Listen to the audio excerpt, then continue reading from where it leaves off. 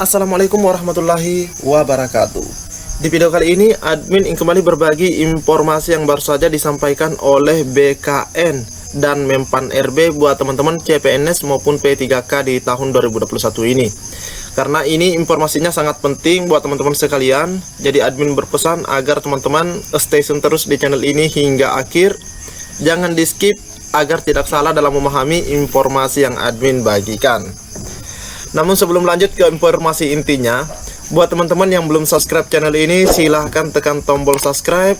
Jangan lupa aktifkan lonceng notifikasinya teman-teman ya, agar teman-teman tidak ketinggalan dengan info terbaru setiap harinya dari channel ini. Dan sedikit informasi tambahan buat teman-teman P3K yang ingin tahu tentang afirmasi atau tambahan nilai dari Kemendikbud, teman-teman bisa cek video admin yang terbaru ini. Dan mengenai nilai ambang batas minimal untuk lulus passing grade, teman-teman bisa cek video admin yang ini teman-teman ya. Oke, kita lanjut saja ke informasi intinya. Informasi pertama datang dari Kementerian PAN RB, di mana 1 jam yang lalu di Twitter Mempan RB ada postingan seperti ini teman-teman ya. Seleksi kompetensi bagi P3K guru akan segera digelar. Seperti CPNS, pelamar P3K guru harus memenuhi passing grade agar bisa lulus. Hal tersebut tertera dalam Kemenpan RB nomor 1127 tahun 2021 teman-teman ya. Nah, kita bisa lihat di sini ada penjabaran dari yang disampaikan oleh Mempan RB teman-teman ya. Admin kembali mengingatkan mengenai nilai ambang batas seleksi kompetensi P3K 2021 untuk jabatan fungsional guru.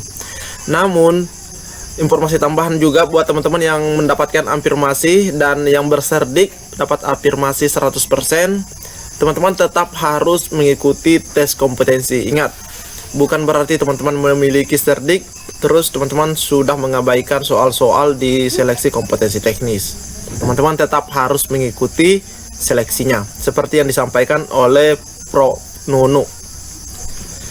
Nah, di sini yang pertama itu adalah kompetensi teknis, di mana jumlah soalnya adalah 100 teman-teman ya, dan teman-teman hanya diberikan waktu 120 menit. 120 menit. Jadi teman-teman punya banyak waktu untuk menyelesaikan soal kompetensi teknis ini. Apalagi soal kompetensi teknis itu kan per mata pelajaran atau per mapel.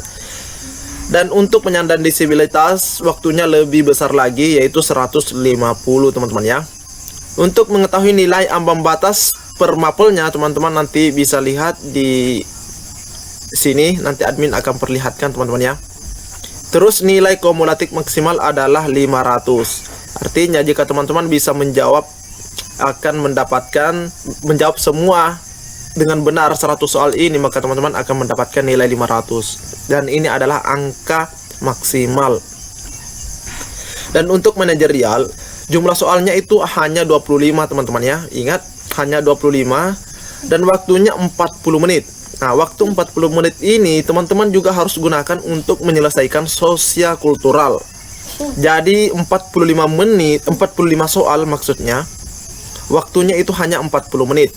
Jadi teman-teman usahakan untuk menyelesaikan kompetensi teknis, usahakan 1 soal 1 menit, supaya waktu yang tersisa 20 menit ini teman-teman bisa gunakan untuk menyelesaikan soal manajerial dan sosiokultural. Ini triknya teman-teman ya. Penyandang disabilitas sensorik netra waktunya itu 55 menit. Nah, beda lagi kalau yang teman-teman penyandang disabilitas itu memiliki waktu yang lebih banyak. Terus nilai ambang batasnya untuk manajerial dan sosiokultural minimal 130 teman-teman ya. Dan nilai kumulatifnya 200. Jadi jika teman-teman bisa menjawab dengan sempurna 45 soal ini, maka teman-teman bisa mendapatkan nilai 200. 200 ini kalau kita kalikan semuanya, misalnya seandainya 5 teman-teman ya. Karena 5 dikali 45 itu kan 200. Padahal di sini sangat jelas sekali, jika manajerial paling tinggi nilainya itu 4. Jawaban paling benar itu 4. dan paling rendahnya dapat 1.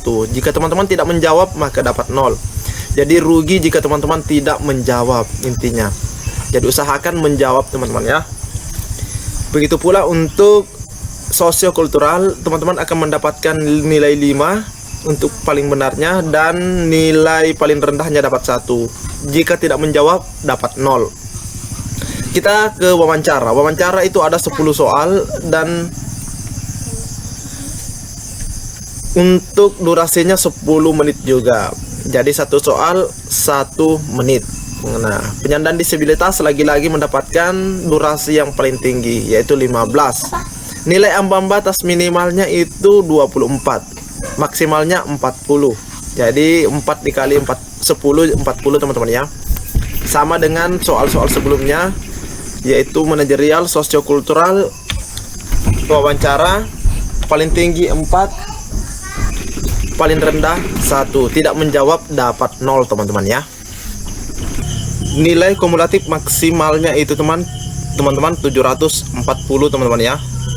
Jadi 740 jika teman-teman bisa mendapatkan nilai sempurna kompetensi teknis, manajerial, dan wawancara. Nah, kita lihat lampirannya. Pastinya juga teman-teman mungkin sudah lihat ini nilai ambang batas minimalnya teman-teman ya. Ini dia, teman-teman bisa screenshot juga. Nah, kita lanjut ke informasi yang kedua. Informasi kedua dari BKN teman-teman ya, dimana di sini diinformasikan bahwa Sobat BKN, Sekretaris Kemenpan RB Dwi Wahyu Atmaji memastikan bahwa sistem CAT BKN tidak memungkinkan untuk diterobos oleh oknum yang ingin menjadi PNS dengan cara instan. Jadi teman-teman tidak usah khawatir mengenai adanya kecurangan atau adanya pihak-pihak tertentu yang akan mengalahkan teman dengan cara yang tidak baik. Karena di sini dikatakan bahwa dipastikan tidak dapat diterobos teman-teman ya. Tidak memungkinkan untuk diterobos oleh oknum yang ingin menjadi PNS dengan cara instan. Selanjutnya ada juga informasi dari BKN juga 3 jam yang lalu. Kepada masyarakat kami mengimbau agar jangan percaya kepada siapapun yang mengaku bisa membantu untuk diterima sebagai CASN. Jadi teman-teman jangan percaya kepada calo-calo teman-teman ya, yang menjanjikan bisa lolos menjadi pegawai negeri sipil. Apalagi dengan minta imbalan uang, itu pasti penipuan. Tegas Dwi Wahyu Atmaji di sela-sela meninjau pelaksanaan SKD Formasi Kemenpan RB di titik lokasi Kantrek 1 BKN Yogyakarta. Jadi teman-teman jangan pernah percaya dengan oknum-oknum yang menjanjikan tentang lolos menjadi pegawai negeri sipil. Dan yang kedua, jangan khawatir mengenai adanya oknum-oknum tertentu yang bisa menerobos CAT BKN, karena itu tidak bisa teman-teman ya, karena pastinya sudah disetting sedemikian rupa oleh pihak BKN. Nah, mungkin cukup sampai di sini informasi yang dapat admin bagikan di video kali ini. Lebih dan kurangnya mohon dimaafkan. Jangan lupa di-share ke teman-teman yang lain. Assalamualaikum warahmatullahi wabarakatuh.